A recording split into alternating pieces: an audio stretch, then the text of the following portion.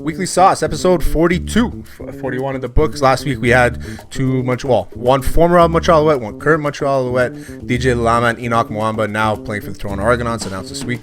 It was a fantastic episode. It was our longest. It's the first time we ever did two, and it worked seamlessly. Those two guys are awesome. It was great. Awesome guys. I really love talking both of them. It's really fun. But now we can talk. Now we can talk serious because we have the guys from Habs Unfiltered. Now we can talk some serious stuff here, like some really serious stuff. But before we get to that, I do have to mention, visit Mike's BBQ up mtl.com and use hot sauce 10 for 10% off the entire site. Their mustard truffle sauce. They're doing a golf tournament if anybody's interested in playing. It's May 29th. It's going to be at Golf Oasis. The Hot Sauce Boys were putting in a team. Golf Oasis, it's about half an hour north of Montreal here. Beautiful golf course. I played there before, and we're putting a team in. A few of the guests that we've had are probably most likely going to put a team in. We're trying to figure that out now, and it's for a good cause. I'm not sure what the charity is exactly. I think they're finalizing that now, but all the proceeds will be going to charity.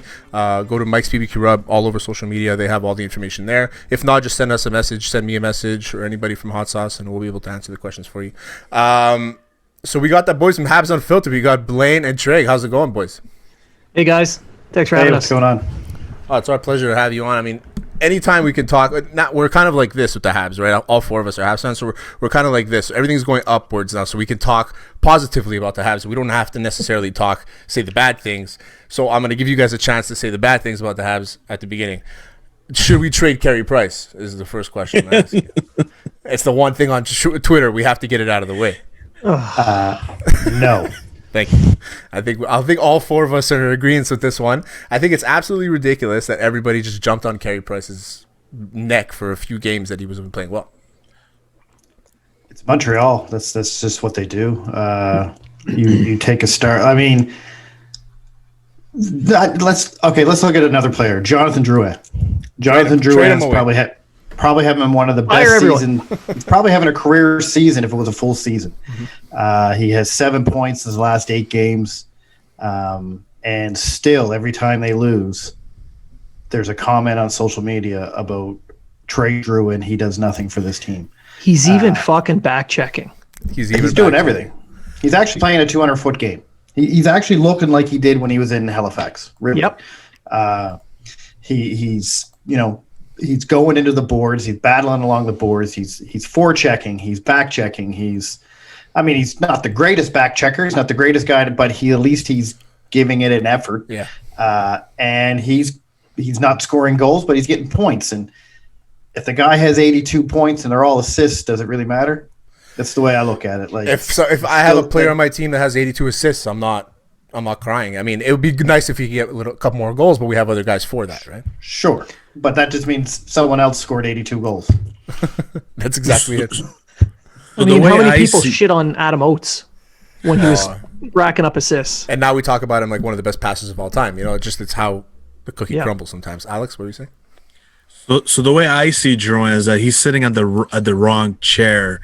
They're giving him a first line role, but I personally don't think he's a first line winger. I think he'd be better suited off on a second line. We needed someone else on the first line. Honestly, he's not a first line player. Honestly, he's a second line player definitely. He's working hard. I think he's clear. He's creating great plays. He now plays on defense, so he's back checking all that. I just don't see him on the first line. We need someone else. Someone who can score goals, be more dominant on that first line. That's what I really want. So, yeah. We'll let the boys answer. But so Drouin, I mean, it's easy for us to say he shouldn't be on the top line. Is he a top 6 forward? Absolutely. Right now, do the Habs have 2 top lines that he can jump around back and forth with? Absolutely. But is it better for him to go to the bottom line? Is it going to benefit the upper line if he's not there? I'm talking about what we have. Currently the Canadians have 2 second lines. They don't have a first line. Exactly. Yeah. So there's no point in taking him off the first and dropping him down to the second, because then that becomes it's a waste at that point. And Jonathan Drouin, no matter how well he's playing or how how bad he's playing, he should be a top line guy, and on the Habs, he's a number one line guy. That's the part that's the problem, not necessarily him.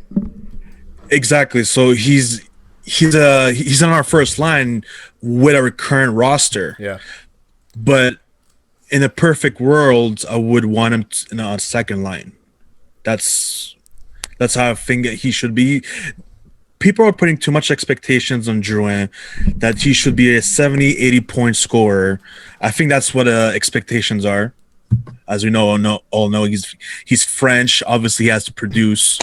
So, yeah. If he's not Guy Lafleur flying down the wing, scoring goals every game, he's useless. Well, I think he's matched perfect with Anderson. You can flop Suzuki and Kotkaniemi in the center there. Personally, I like Kotkaniemi right now over Suzuki, but I like the two lines. I like Drouin playing with Anderson and Suzuki. I think they have good chemistry, and I like Kotkaniemi playing with Toffoli and Gallagher. I like Kotkaniemi right now playing with anybody that's not named Toffoli. Well, anyone that's not Armia, Lehkonen, or anyone in the bottom six. But so you could flop Suzuki and Kotkaniemi with those four wingers, and you're all right. None of our top line players are actual top line players. They're second line. Anderson, you could make an argument. Anderson's a good power forward that could play on a top line with a top center and another winger. Suzuki's not a top center yet, and neither is Kotkaniemi, but it's looking more and more like Kotkaniemi's getting there. Suzuki taking a little bit longer, but yeah, that was my next question for you guys. Actually, Blaine, go, and I'll ask. Yeah, so Dominic Champ, he likes to use pairings. He likes to pair a couple of guys, and then he makes his changes in the lineup based on, I'm going to move a pairing down, pairing up. So Suzuki and Drouin, they're a pair. Kotkaniemi, and right now it seems they finally gave him some scoring wingers. So his pairing, not sure yet. Maybe it's Toffoli. Him and Toffoli are going to be lined up together pretty solidly, and then the right wingers move around. So that's Duchamp's plan at the moment, and with what he has, it seems to be his best bet. So I don't know. I think we're expecting a bit too much out of Drouin. I mean, what he's doing now, and for what he's being paid on top of that, I think he's producing above his paycheck. Not on my fantasy team though, but in general, yeah, he's played well. I think I have very little complaints. The only complaints I have with the team are like other specific bottom line players, but we're gonna get that from the bottom. Like the top guys, I think they've all been performing as best as they can. Like you said, Trig, Suzuki, he's having a little bit of a slope. I think it's more of a learning curve than anything else. I'm not worried about Suzuki. Is he a number one center going forward? I think we'll have to reevaluate that, but realistically, he's a number two center, and he's a damn good number two center. So I wanted to ask you guys about Lehkonen. I mean, Lehkonen he's been in the news, I guess, on Twitter. People are asking about him. Why isn't he in the lineup? Why is he in the lineup? Yada, yada, yada. What do we do with him? He's an RFA at the end of the year. What do the Habs do do they let him go? Do they keep him going? I think it's $2.5 million this year, or $2.4 million. 2.4, yeah. 2.4 million this year. So what do the Habs do with Lehkonen at the end of the year? Is he trade bait? No, they keep him. Armia is likely gone. Tatar might be gone as well. But Lehkonen, he brings so much to the table as a bottom six forward. You keep him down in your bottom six. He'd be a solid fit on that third line next year with whoever they have as center. But yeah, and you don't have to sign him for a massive amount either. He might just stay. You might sign him for a few years at what he's making now. So it's not a bad investment. I think he's trade deadline trade bait right now. And as an RFA, I think if they don't trade him, they re-sign him to a team-friendly contract, like a 1 or 2 year, maybe give him a slight bump and a raise, 2.6, 2.8, something like that. But other than that, I think right now he is going to be a roster player that they can throw into a trade to get preferably a puck-moving defenseman or a face-off winning center, a depth center. However, if they don't trade him, then I don't see them just letting him go as an RFA. I see them re-signing him, or again an off-season trade to boosts the lineup. So Lehkonen has that trade bait mentality, that quality. I think that a lot of teams are going to like because he's an RFA at the end of the year. He's not a UFA, so they can still have that option to sign him and give him a team friendly deal for whichever team he goes to. I don't know why I feel like Minnesota might be there. I mean, I don't know why. Every time I think of Lehkonen as a trade, I see Minnesota for some reason. I have no idea why. There's no reason. I have no idea what the Habs would get in return. They already have enough draft picks next year, so I don't think they need any more of those. But you mentioned maybe getting a face-off expert. Somebody like a guy like we have, face-off expert. Danault has been the guys, like we put him in for the face-offs. And I wanted to ask you, we look at the overtime and with the lineups that we've been having, and Alex brought this up to me, is that we're starting our overtimes with Danault, Petrie, and Byron, which I don't hate too much because there's a lot of speed there. But I feel like it's just they're learning how to play overtime. I don't know if they're just lost out to lunch. I don't know if Ducharme has another plan or whatever it is. What do you guys think the reason is? And is it just because they want to be the fastest guys out there? It's the only explanation I can have. I think they want Danault to win the face-off so they can get off the ice is what I think it is. And when he does, that's what I think he's out there for. I think he's out there just to win the face-off. The problem is he's not winning the face-offs in overtime.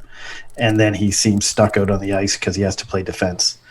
Personally, I think when they go to overtime, put your three top guys out there. Put Toffoli, Kotkaniemi, and Petrie out there. And, you've already got the point.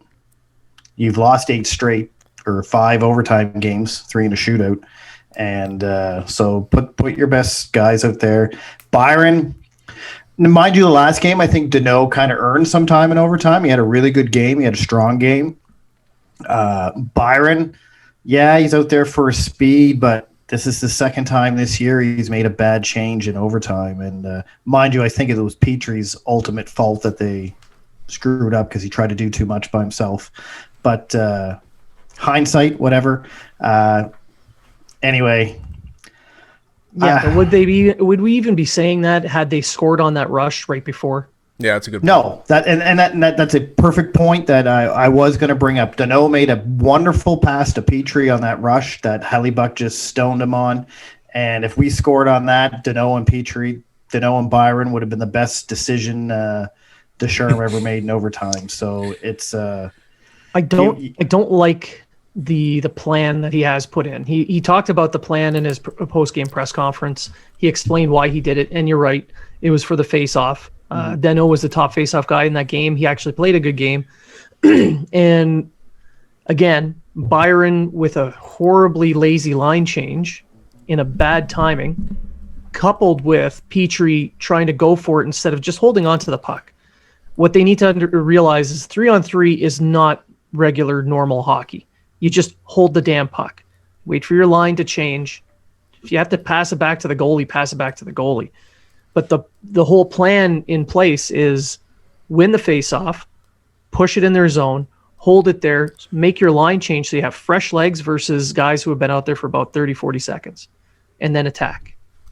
That's the way look, the way I see the Habs in overtime is we're not built for overtime. We don't okay. I don't like this comparison, but just compare our 3 versus 3 against Toronto. Okay, Matthews, Marner, Riley. Okay, it's unfair. Okay, look at the Oilers. They have McDavid, Draisaitl, and Nurse or Barry, whoever. It's just because the Habs haven't decided to tank in the last 10 years. They haven't gone full tank, half tank. Pretty much, and 3-on-3 is all about skill and IQ. Okay, like I'm not saying our players are dumb, but I'm talking about exactly what you're saying, about hockey IQs precisely. Okay, so you need to be very skillful to play 3 versus 3 because you need to know when to attack, when to shoot, when to backtrack. You got to know when to change lines during overtime. So it's really, really important to have skillful players during overtime, and we just don't have that. We don't have that luxury. And I think we're missing that one big offensive player in our top 6. We really need one. And Caulfield. I think it's yeah, I agree with everything you say, Alex, but we don't really know because we always put Danault, Byron, and someone else on. Like put Kotkaniemi and Anderson. Put Suzuki and Anderson on. It's just Put Drouin out there for Christ's sakes. But you're absolutely right. We don't have that Kovalchuk. I'll say Kovalchuk type player because last year Kovalchuk was killing it in overtime for the Habs 3-on-3. We don't have that type. He was actually doing well. Right, yeah. Exactly. Especially in the first 11 games. Yeah. But we don't have that guy that you can put on the ice, and he's almost going to pop it into that from anywhere he shoots it from. And you're right, Cole Caulfield's probably going to be that guy. I don't think it's going to be anytime this year, but So Caulfield's more of a long-term solution, but the immediates we don't have it, and I do think Suzuki Anderson. Let's say Suzuki Anderson, Petrie. That would be great. Whatever, but we just need skill in overtime, and we lost 8 straight overtimes now. Well, what are we complaining about? The Habs are 4-2-3 since in the month of March. We're good. Well, if they would just have 2 of these overtimes as wins, one against Ottawa, not Ottawa. Let's say one against Edmonton, one against Winnipeg. Just 2. They'd be 2-6. They'd still suck in 3-on-3 overtime, but they would be sitting in second place clear. Yeah, that's the difference. Yeah, they'd be tied with Edmonton and no, because Edmonton would lose a point to Montreal, and Montreal gain a point. Yeah, but they're up. But they would lose. They wouldn't have the points. Think about it. You take a point away. Take a point away now. Yeah, wow. There's up by 3. Yeah, but then Montreal has more wins. I'm just saying. Yeah, math. But if you, I just actually put a tweet out today. If Montreal plays 500 for the rest of the season, they got 27 games left, I think. So if they go 14-13, say take out the overtime losses, just 14 straight 13, 518 percentage, they finish with 62 points. In order for Calgary to do that, they have to play 6-15 hockey to get 63 points. Vancouver has to play 6-25 hockey. And Edmonton only has to play 500, but they only got 24 games left. So if you think about it, Ducharme, I think they're 4-3 and 4. I think is what they are under Ducharme. Under Ducharme, yeah. But I'm a glass half full kind of guy, so I only took March. Yeah. Sure, no, that's fine. But if they're 4-3 and 4 under Ducharme, and that's basically 500 hockey the rest of the way. So you just keep playing the way they're playing. Odds are they're going to make playoffs. Yeah. And I think the Habs are getting in. I mean, the way I'm looking at it, I mean, Calgary's there, right? But I think that the Habs have a better unit overall. I think that they'll be fine. They'll get in. I'm not really worried about that. And it was actually to my next question in the North Division is who's going to be outside looking in now. Ottawa, we can kind of forget about them. I think all of us are assuming that the Habs are going to be that 4th spot. I don't think they'll be able to I don't think they'll be able to win consistently enough to get to the 3rd. So maybe. I think they'll finish 3rd. Yeah, personally. So then I think 4th would be Winnipeg? Winnipeg will take 2nd, and I think Edmonton and Calgary will battle for 4th. That's how I think it's going to go. I don't think Vancouver's going to make it. I don't think they have more games than everybody else, and I don't know. I'll say this now and probably jinx Montreal the next 2 games, but Montreal seems to own them. It's the only team they own this year in the North, so... it's because of Toffoli. It's the only game he shows up. That's not entirely true. Well, he scored last game. Yeah. But can't really crap on him too much. He's 2nd overall in goals. I know, like 75% of them are against the Canucks. They're in. Their pucks are in. They're in, right? Yeah. And that's actually what I wanted to talk about too. Is that not only I think that we can look at Ducharme and his reign and what Burrows has done for the power play, but people don't realize what Burrows has actually done for the power play. And I don't think Burrows is reinventing the wheel in any kind of way. Like there isn't some power play scheme that he has in his brain that he hasn't released, and now he's released it and nobody knows how to defend it. But the 31% in March under him with a new power play. First place in the entire NHL at this point, full season, is Carolina at 31.9%. So the Habs are doing well, and I think that's the reason why is because they weren't just they didn't stop being a 5-on-5 team. They just became a special teams team as well.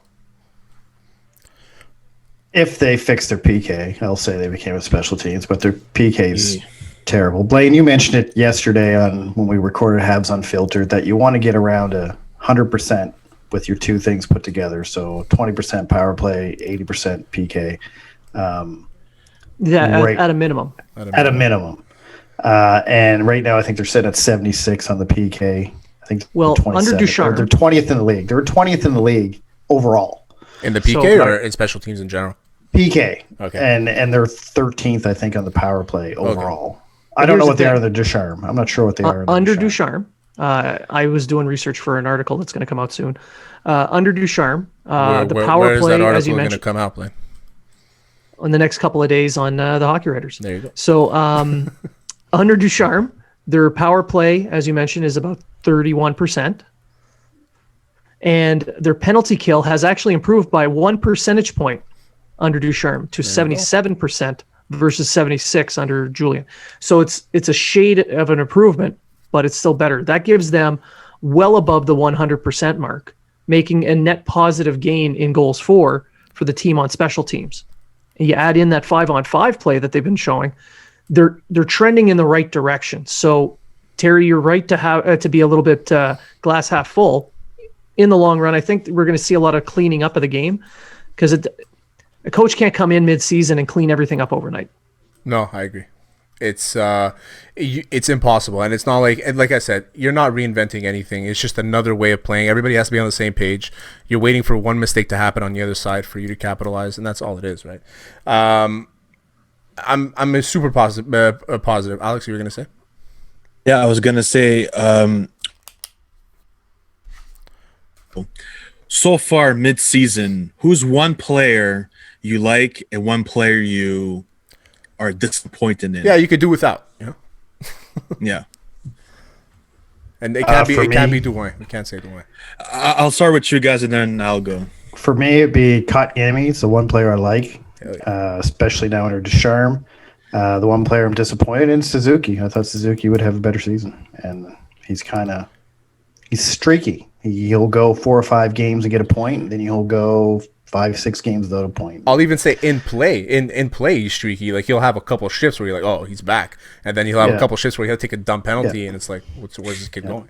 So that's where I'm at. I actually thought Suzuki would have a better season than Kotkaniemi this year, even before Ducharme, and then when Ducharme came, I thought Suzuki would get even better with Kege, and he just hasn't. So that's my. Blaine? Well, for Suzuki is actually he's in his little sophomore slump, and even with the sophomore slump, he is on pace for a 50-point season over a full regular season, which is an improvement over last year. So even in a sophomore slump, he is improving. So I'm not disappointed in him all that much. For me, the player that I've been impressed with so far this year is as just like you, Treg, Kotkaniemi to me has shown that he has taken a larger step. So I'm very happy with what he has done so far. One person I can do without, Byron. For the amount of money he's being paid, for what he's producing, the little errors that he's making for a guy who's supposed to be he's a veteran leader, I'm just disappointed. He's got a letter on, you expect just the little things that little mistakes that he's made not to happen. And I'm on the same page as you, Blaine, and both those options are great. With Byron, it's like we look at him and he's fast, he's got all the skill, and he makes these amazing plays. Like, he's a very good player. Like that pass he made, I think it was to Foley last game, was really nice, and he's just a very good player. And it just sucks when he makes those dumb mistakes because he has the letter on. And it's like, okay, why are you here? Like, this is what you're supposed to not do. You're supposed to be a faster version of Plekanec, basically. You know what I mean? Like, you're a leader. You're not a guy who's going to get 70 points every year. You might get 40. You might get 35. And you're supposed to be a guy that's two ways, back and forth, speed. And you're just not giving everything that we expected out of you. But I agree. Yep. Alex? Well, I'll go with you first. I'll go last. Me first? Okay, so, I think Byron is the guy that I'm disappointed in the most as well, only because I've always been a fan of Byron and I just can't defend it anymore. You know what I mean? I've always been like, well, he's super fast. He's one of the fastest guys in the league, and on a 3-on-3, on a 4-on-4, these things they matter. You know what I mean? And but he just hasn't really shown me why he deserves a spot on this roster. You know what I mean? And that's the guy that disappoints me the most. The guy that I'm most impressed with, we have to say it, is Petrie. I feel like every game we look at Petrie and he's doing something good. And as a defenseman, as a puck-moving defenseman, when you're making a play every second shift, a really nice play, you're fast, you're moving, he's not losing a step, he's getting older and he hasn't lost a step. He's into his new contract and he hasn't lost a step. Usually we get this performance the year before his contract kicks in, you know what I mean? So, and I think that's why I'm high on Petrie, and I hope he really gets strong consideration for the Norris, which I think he will. I kind of want to change my disappointing player because Blaine made good points about Suzuki. Mark the frickin' calendar, folks. Greg agreed. I'll clip it. I'll send it to you. You can post it anywhere you want. But Shea Weber, I think, is my most disappointing player. So I'll throw that out there. And I think we all know why. Yeah. I just think he's as a PK Subban. That's it. Were you a pro Subban, pro Weber, anti-Weber, or were you the other way around? I thought both teams got exactly what they wanted. Yeah, so was I. End of conversation. Yeah. Alex? So the easy way would be to say Kotkaniemi or Petrie. But me, you guys know who the fuck I'm going to choose. Big Dick Anderson. Dick like my fucking arm, bro. Okay? Listen, when was the last time we had a power forward like him? I think the last player we had like him was Eric Cole. Correct me if I'm wrong. That's a good question. I'd say Shane Corson. That far back? Yeah. Ooh. I was going to say Glenn Metropolis. Steve Bejean. Maxim Napiak, why not? Just throw them all in there. Yeah, Dashna. So yeah, Anderson, man, he contributes a lot. He hits, he brings so much energy. He's big, he's fast. He's exactly what we needed. And Bergevin just stole. He fleeced the Columbus Blue Jackets big time. Okay, no offense to Domi, but fucking Anderson's amazing. Yeah. And my most disappointing player is Danault. So Danault, I was expecting a much better production from him. I think what really, I'm not sure about the rumors, how true they were, but he was offered a contract and he declined it right before the season started. No, he was asked, yeah, exactly. He was asking for like almost $5 million a year. So honestly, I don't know if it's because of the contract or because he's just, I don't know. He just don't. Well, it's back to my point before. Usually you play well to get into your contract, and he's doing the opposite. He refused the contract, playing bad. Now he's going to get even worse than what he was offered. So it's I think what it was he was offered a contract of $5.5 million, and he refused it. And now he's be lucky if he gets one for $4.5 million. Yeah, I don't think he's going to get more than that. As good as he is, two ways. His play has been better lately. Mm-hmm. Like he's been playing better under Ducharme, or at least the last few games. But even his face-offs, he's only at 51% on the face-off, and he's normally a 55 to 56 face-off guy. So you take away his what his main reason for being there is, and that drops. And then you're kind of like, well, you're not scoring, you're not getting points, and you're not winning face-offs. Your defense isn't as good as it was the last couple of years. And then he's the big reason why you got to run out and try to get that depth center guy to win faceoffs for you, because he's not doing it. He lost his mojo once Suzuki came in and took that top line. I think that Danault playing a lot of minutes too helped him because he was on the ice more. He had a great playoff last year. He was great last season. But yeah, I agree with you. It's just I think he kind of lost his mojo big time. Yeah. Actually, it's a good. We'll segue into this. So the Habs have this habit of drafting somebody in the first round, and then just never using him ever, except for Kotkaniemi in the last 10 years.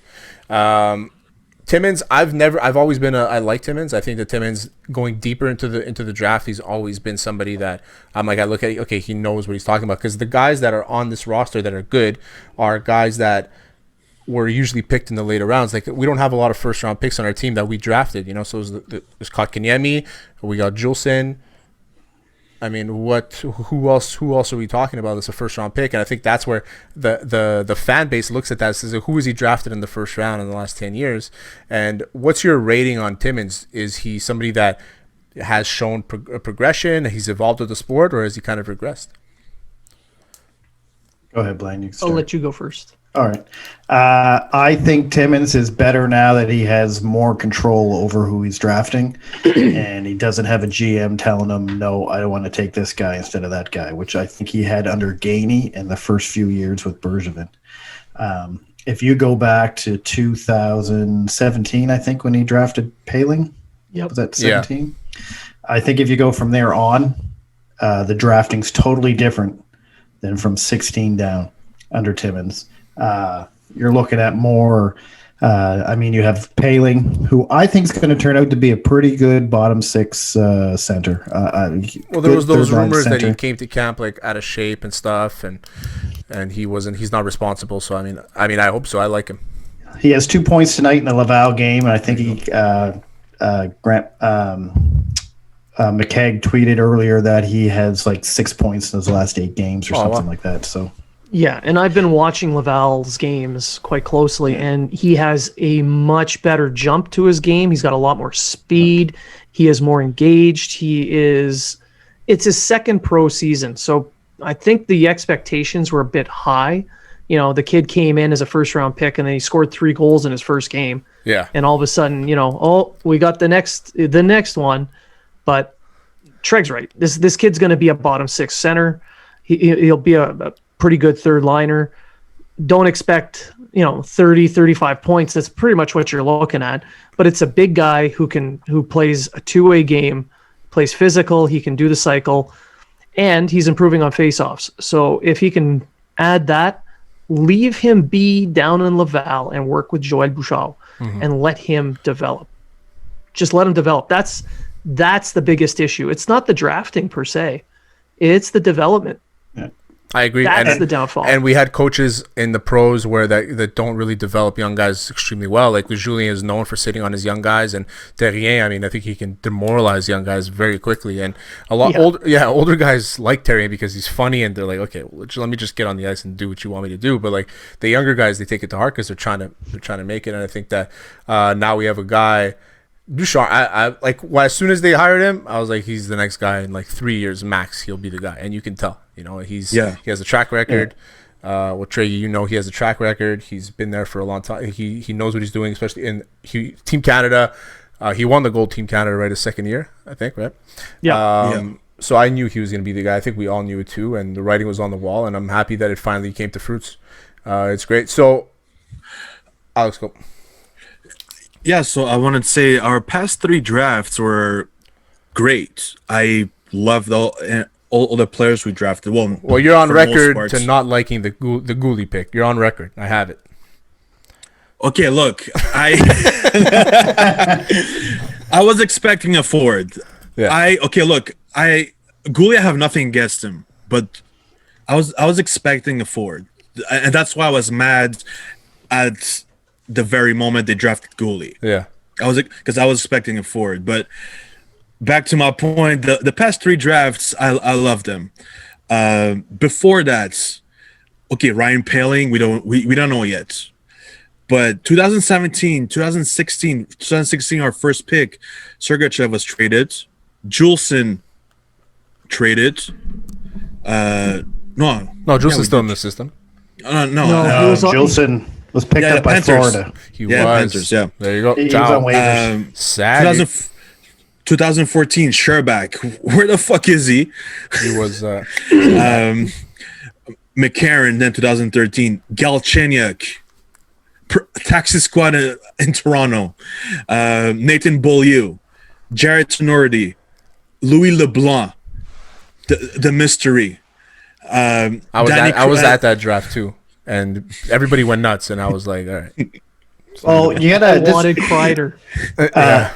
The way I look at it, though, Alex, I see what you're saying, but that's why I say once Timmins was allowed to take over the draft on his own, because I really believe the early, like the Tenortis, the Beaulieus, especially LeBlanc, were Bob Gainey.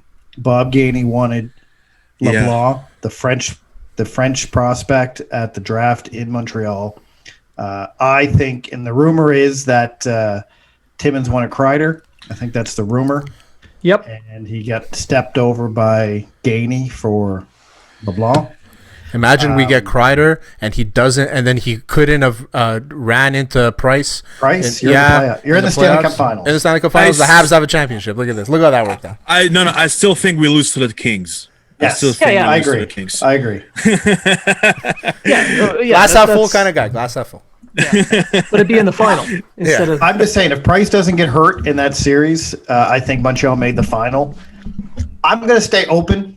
Price could have done a Patrick Waugh and just, took him to the final. And who knows, maybe Plekanec seeing a curved stick that he needed to look at or something.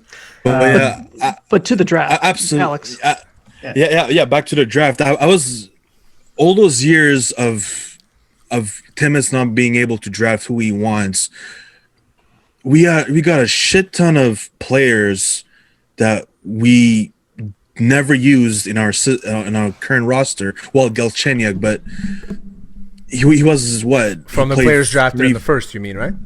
Yeah, exactly. Yeah. First foreign players that we expect, to take the next step and come onto the first line. Well, come to the active roster. Well, listen, Jared Tenorti, you mentioned him. He's playing now.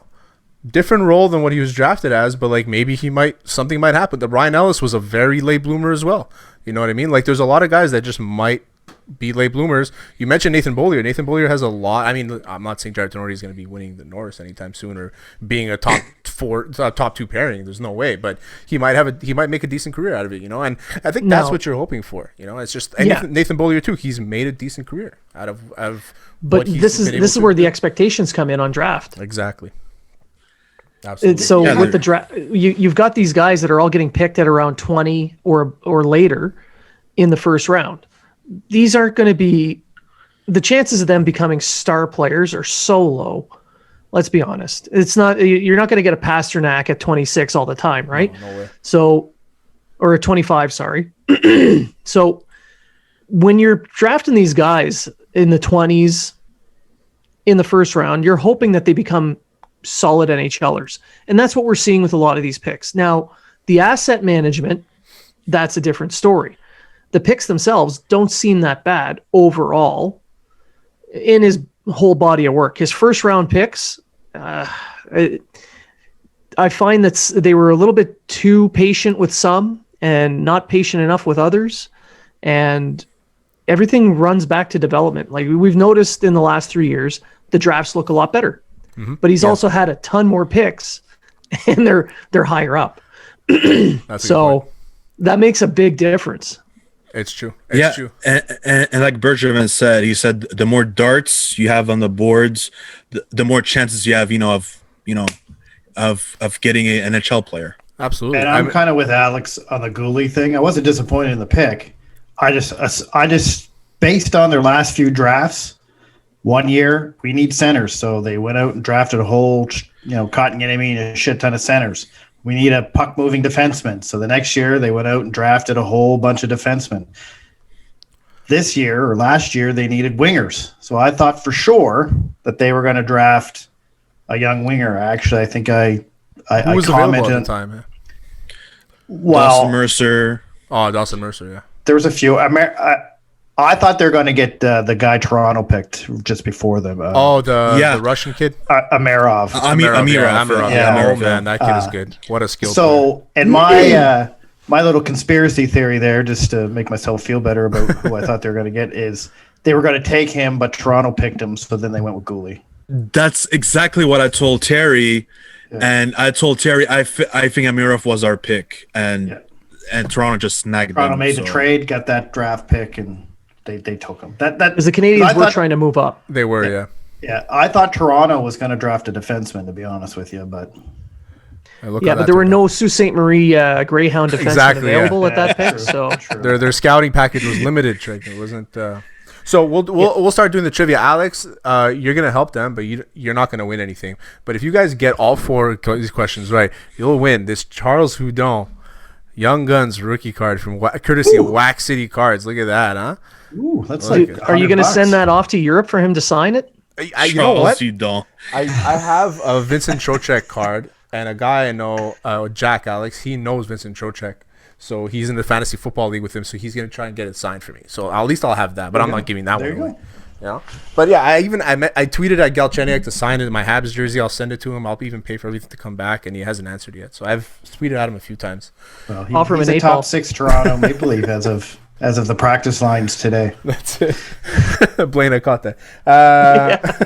So we'll do the trivia, guys. There's 4 questions, easy questions. I mean, easy. Let's see where you guys are. Alex, you're in on this too, okay? So the 2009-2010 season, Montreal Canadiens season, okay? If it's not playoffs, if playoffs aren't included, I won't specify. I need you guys to name me the top 5 in goals for the team during the regular season. 2009-2010. Eric Cole was there. I'll give you guys 30 seconds. I'll give you guys a minute to answer that. Pacioretty. Well, Pacioretty wasn't scored back then. Plekanec. Plekanec has to be there. The 2009-2010 season. Markov. Are you just saying goals or points? Goals, not points. Yeah. Goals? Sorry, where your brain is going there. What the fuck did we have? Kovalev. Kovalev was there, right? Kovalev, yeah. Kovalev. Yeah, Kovalev. Koivu was there. So Was it? No, I think. You sure?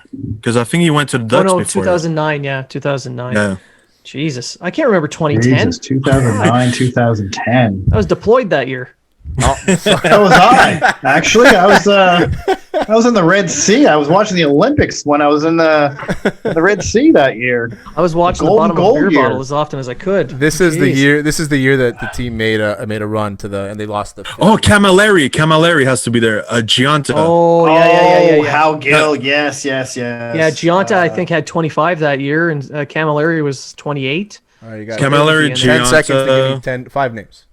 Okay. Jesus. Kovalev, Gianta, Camilleri, Plekanec. 5 names. Goals. 2 more. Sure. Sube. I don't think Sure was on the team. Sure. I'm gonna say Glenn Metropolitan. While you Googled it, Trek?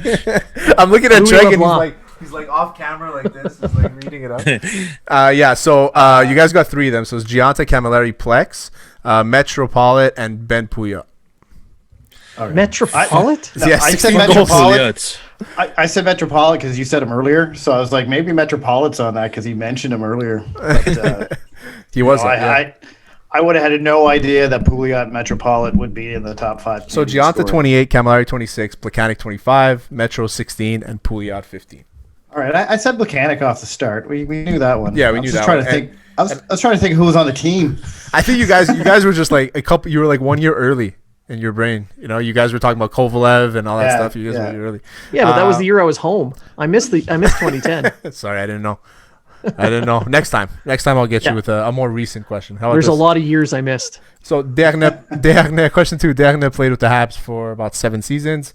How many points did he get total? I'm going to give you an over-under. How many points did he get total during the regular season only, not including playoffs? Over-under 237. You don't have to give me the actual number, obviously. I'm going to say over. Yeah, I'll say over. Over. Yeah, it's over. 249. I was actually shocked when I was doing this. So Dernier had 249 points. I was just thinking he set up Pacioretty all that time. Yeah, Pacioretty. Yeah, so his biggest year, I think he had 60 points, and it was Pacioretty's year where he had 30. Yeah. All right, since 2010, how many Canadians have the Habs drafted in the first round? And I'm giving you a timer on this one. How many Canadians? Yeah, how many Canadians have the Habs drafted? Oh, Canadians. Yeah, in the first round. Every single one is a Canadian. Hey! Buddy. Bazinga. That include last year? Yeah, it includes last year. 20 seconds. I'm going to as say of now. 4. I'm going to say 4. I think. Oh, hold on. Since 2010, that has to be 10 seconds. Nathan Beaulieu. Just give me the number. Was You don't there. need the names. I'm saying 2. I say Yeah. 2 as well. Yeah. 2. I'll 2 say minutes. 3 just to be. It's 3. So it's Beaulieu in 2011, Juleson in 2015, and then Juleson's not Canadian. Yeah, he's from. Yes, he is. Yeah, he's born in BC or something. Is he? I thought Yeah, he I was checked, fucking And Swedish or something. and Gooley last year. Fuck. Yeah, Gooley. I knew Gooley and Yeah. I knew Beaulieu. Juleson threw me off. Other than that, I since thought 2010, Juleson we've was- had Sherbak, Kotkaniemi, Caulfield. We had a few Americans. Anyway, so it's only been Paling. 3 Canadians. Yeah, Paling as well. All right, good stuff. Ready? Okay, this is going to be the last question. Okay, guys? Who shared the point lead with Koivu in the 2000-2001 season with 47 points? Both equally had 47 points, 17 goals, 30 assists. Who was the other player in 2000-2001? Oof. Markov. Mr. October, Brian Savage. Oh, Markov. Final answer? Give me final answer. I have no clue, man. I'm saying Markov. Markov, yeah. I was 7 years old, man. Blaine, do you agree with your co-host?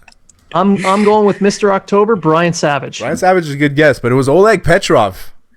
I Fucking would never Russians. The Smurf line. That would have been the Smurf line that year. It was. Bure, Petrov, and Koivu. Yeah. I remember Fucking that. Brian. He fucked me over in high school, and he's fucking me over here in the trivia. Oh, yeah, you know high Brian school. Savage? Yeah, we used to play hockey against each other. That's too funny. He Was good. I wasn't.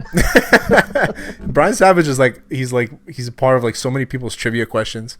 You know what I mean? Because he's such an obscure Hab, and he had, like you said, Mr. October. Always came out in October. The way he did his French interviews were fantastic. He spoke half English, half French. He was He's classic. from Sudbury. Yeah, he was a good guy. He was a good player. Boys, I appreciate you coming on. Unfortunately, you didn't win the Charles Udon card, but I will hold it for you for next time. We like threw it on $100 purpose so we card wouldn't right have it. What's that? We threw it on purpose because we don't want it. Yeah, you don't want it. Yeah, we'll see. But you know what? I mean, I got some other stuff, but I don't have a lot of Habs cards. I have a lot of St. Louis and Florida stuff here. What do I got? Yeah, I got Josh Brown's rookie card. I got Trocheck's rookie card. This is the one we're gonna sign here. Look at that. Can't wait for that. You got a Jamie Rivers? Do I have I don't think so. Yeah, most people don't. I was gonna say, imagine I have a Jamie Rivers card. I'll send it to Bob Gainey and be like, listen, figure it out. I got a Blaine Potvin rookie card. Don't laugh. I'm still looking for my damn card. People are paying me to take it. People are paying me. If people are being paid to burn them. All right, boys, we appreciate you coming on. Again, this episode is brought to you by Mike's BBQ Rub. Visit Mike's BBQ Rub, MTL.com, and use Hot Sauce 10 for 10% off. Where can they find you guys? Habs Unfiltered, obviously, but on Twitter? Treg_THW on Twitter. Treg Wilson on Instagram. And you can find my articles at the Hockey Writers under the Canadians tab there. Perfect. Yes, you can find me on Twitter as Blaine Potvin THW. I'm on Instagram as Potsy_70. And you can find my work on the Hockey Writers as well as recruits.ca. So I'm branching out. What's the recruits.ca? What is that? That's a pay site. It's a Montreal Canadiens pay site. It's run by Grant McCagg.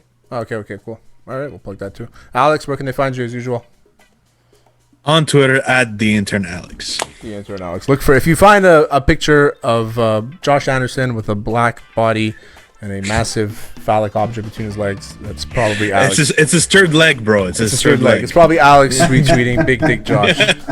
Did you put Josh Anderson's face on that Barry meme? Yeah, that's exactly what he Yeah. did. Yeah, I did it. I seen that the other day. Okay, Blaine, you haven't seen it yet? I'm surprised you haven't seen it. No. It's been circulating. We're trying to make Alex Insta famous. You know? He should be a goalie if he's going to be that because he covered the whole net. It fits perfect. That 5 holes covered. That 5 holes covered. The face fits perfectly on the guy's body. Now it's a 12 hole. Is that Or just one gaping hole. Just one massive hole. no forwards going into that crease. No way. Alright, boys. Enough with the Big Dick Josh Anderson talk. We appreciate it. That was Weekly Sauce episode 42. Peace.